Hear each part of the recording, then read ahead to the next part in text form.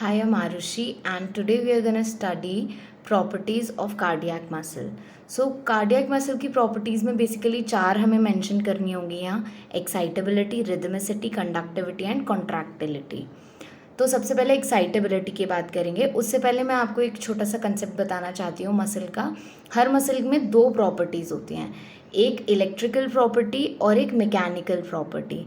तो electrical property से हम क्या समझते हैं? इम्पल्स का जनरेशन, एक्शन पोटेंशियल का generation, that is electrical. Mechanical में क्या होता है? Conduction and all. ठीक है, उस इम्पल्स को कंडक्ट करना उसकी मैकेनिकल प्रॉपर्टी होगी। तो चलिए अब सबसे पहले हम एक्साइटेबिलिटी से स्टार्ट करते हैं। सो एक्साइटेबिलिटी क्या होता है? Generation of the action potential. ठीक है, मैं आपको कुछ कीवर्ड्स बता रही हूँ जो याद रहने चाहिए। Response to stimuli. ठीक है, कोई भी स्टिमुलस मिली उसका जो रिस्पॉन्स में हम एक्शन पोटेंशियल जनरेट कर रहे हैं, that is excitability of that muscle, excitability of that cell.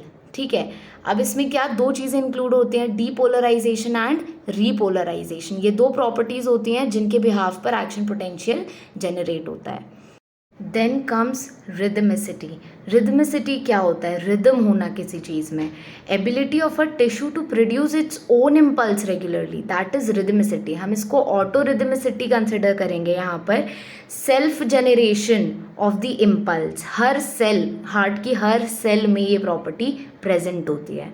अब ये यहाँ पर इनिशिएट कौन करता है रिदम? पेस मेकर इनिशिएट करता है। What is pace maker in our heart? Sino atrial node, SA node. Pacemaker पे क्या हो रहा है? Origin of the cardiac impulse कहाँ पर? ऐसे नोड पर। ठीक है, दिस इज रिदमिसिटी।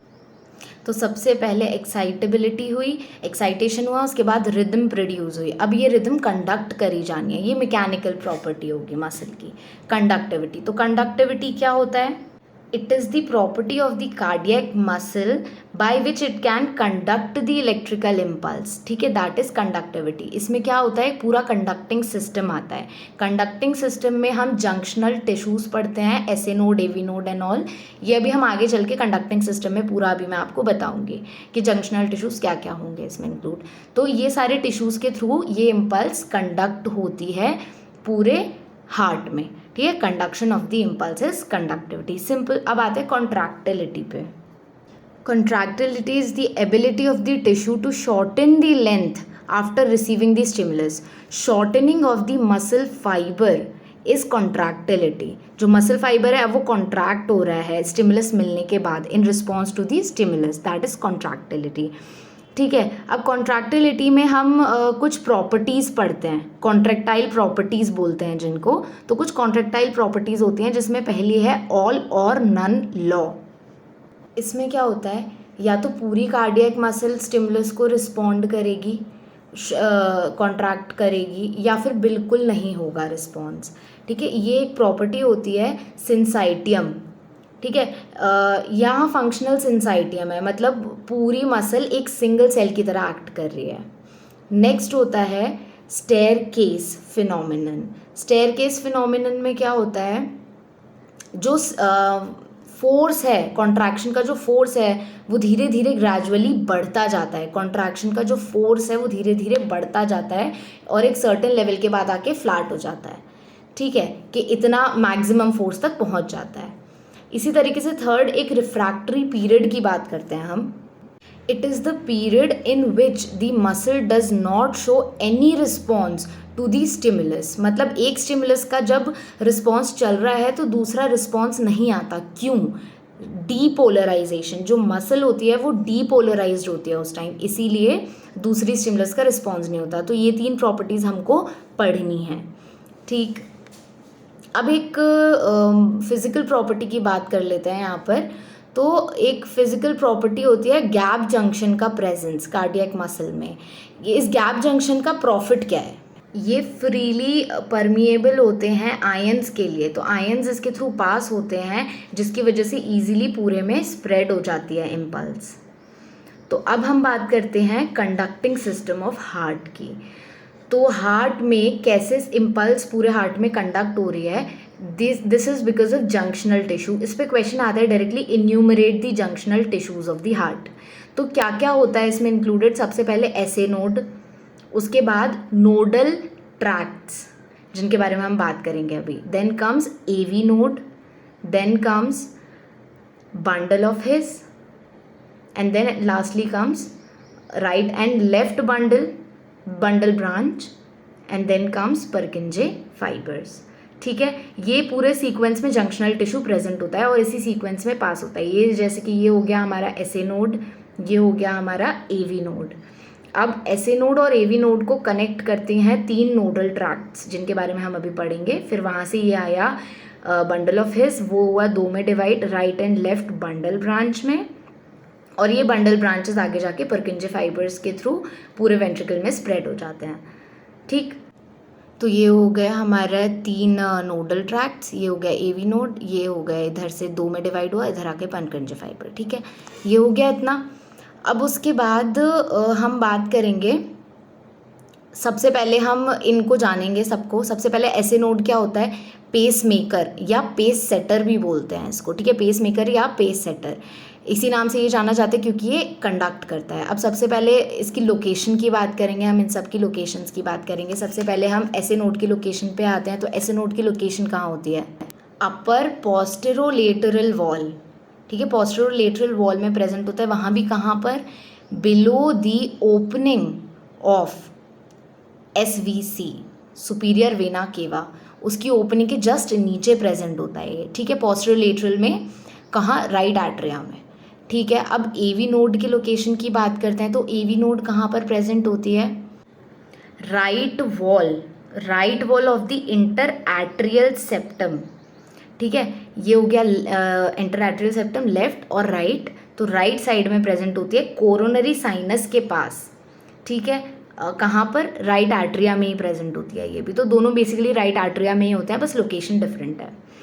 ठीक है, अब इसके बाद हम नोडल ट्रैक्ट ज़रूर जान लें, इम्पॉर्टेंट है, नोडल ट्रैक्ट पता होनी चाहिए आपको। तो नोडल ट्रैक्ट बेसिकली एवी और एसे नोड को कनेक्ट कर रही हैं। ये 3 होती हैं। कौन सी होती हैं? एक एंटीरियरली, एक मिडिल और एक पोस्टीरियरली प्रेजेंट होती है। अब तीनों के नाम हैं। एंटीरियरली जो प्रेजेंट है दैट इज़ बैकमैन, मिडिल में जो प्रेजेंट है that is Wenckebach, and posteriorly जो प्रेजेंट है that is थोरल।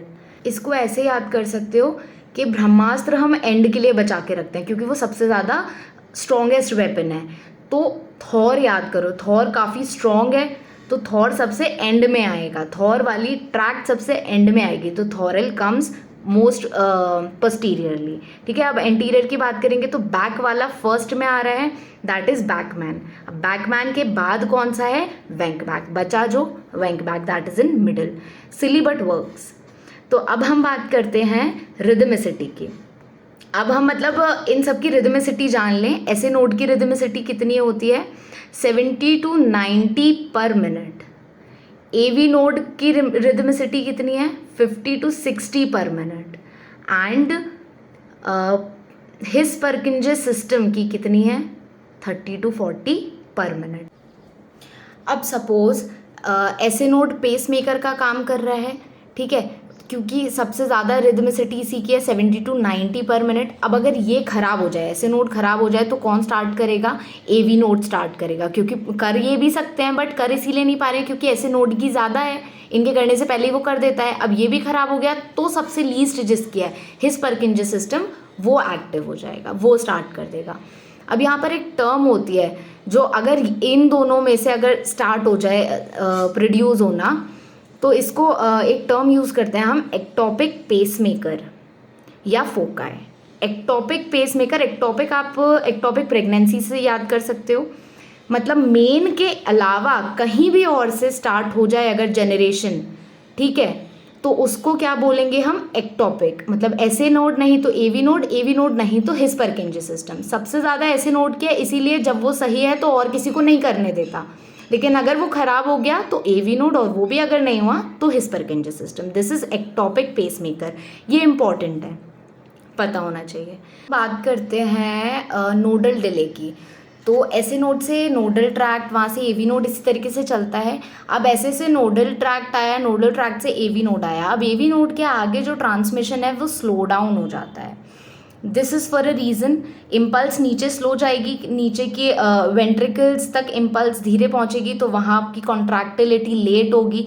This is known as nodal delay. अब इसकी एक इम्पॉर्टेंस है, ये क्यों होता है नोडल डिले, क्या इम्पॉर्टेंस है इसकी।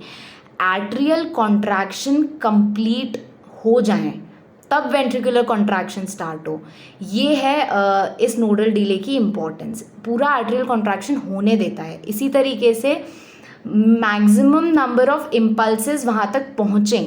ये दो ऐसे पॉइंट्स हैं जिनकी वजह से नोडल डिले नेसेसरी है होना। ठीक है, ये छोटा सा पॉइंट था। अब ये टोटल ओवरव्यू दे दिया मैंने आपको कंडक्टिंग सिस्टम ऑफ हार्ट का। बाकी इसको कौन अफेक्ट करता है ये भी जान लो।